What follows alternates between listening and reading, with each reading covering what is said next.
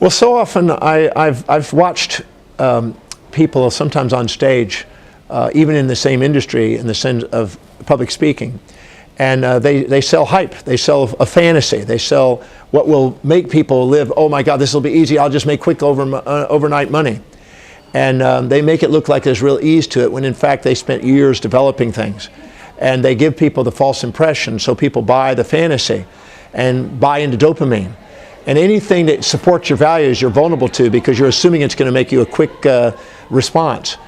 But I find that usually the people that are doing that have spent years, or they haven't made money in the ways that they say they're going to do it. They're making money off selling people on the fantasy. I'd rather give people the real facts about it and get them grounded and make them set realistic expectations and make them methodically do it. That's not as easy to sell because people want the quick get rich scheme, but it gets them the result. And I'd much rather give people the result in the long run than give them a fantasy that then tortures their life because they're not getting the result. And I think that this is what happens. Many people sell these fantasies. And it's easy to sell because it's a dopamine. And people, I think there's an old proverb that says, by the time the fantasy is spread across the world, the truth is put on its shoes. And I'd say, I'd rather have the truth. When I think of someone like Warren Buffett and Charlie Munger, who worked together, if you read their biographies, you read their studies, it's interesting. Warren Buffett, by age 11, had read every book in the Omaha, Nebraska library on finance and economics. So by age 11, you could see that was high in his values. And he made a focus on it. He's been studying it, been focusing on it. The same with Charlie Munger, been studying that and focusing on that methodically for 50, 60, 70 years almost. So it's the people that do that are the ones that get those kind of results, and they're patiently, methodically going after those results. So the people that are wanting this quick get rich scheme usually end up falling on their face. And 1 out of 100 maybe in a gambling casino make that kind of money. But you got to realize that gambling casinos are huge complexes that make money off you. You don't make money off them in most cases. So if you want to gamble your finances away, then great, go for a quick get richer. But if you want to methodically build wealth, then that's what I'm about. I'm more interested in having something that's methodical, that's strategic, that's specific, that has been proven, and has a track record. And that's not the overnight success, as they say.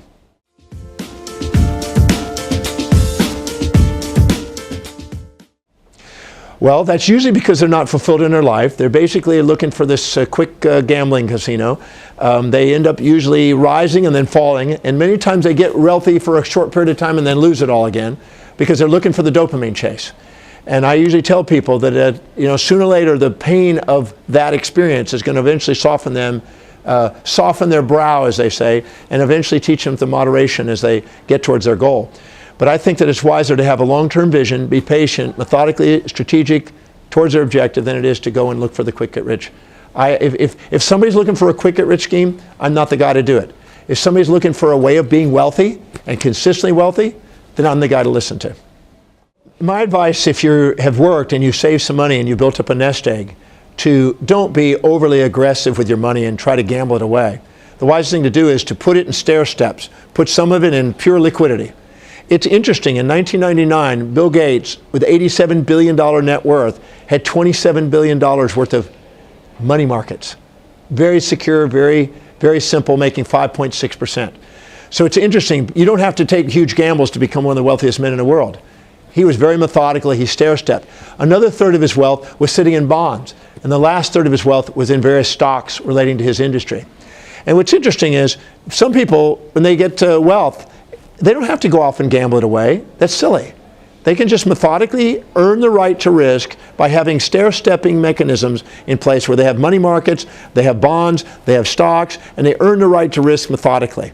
Or they have real estate, and they diversify, and they hedge against each other, the different investments. You want to make sure that you don't take risks that are unnecessary. It's silly. You do not have to take completely outrageous risks in order to be wealthy in life.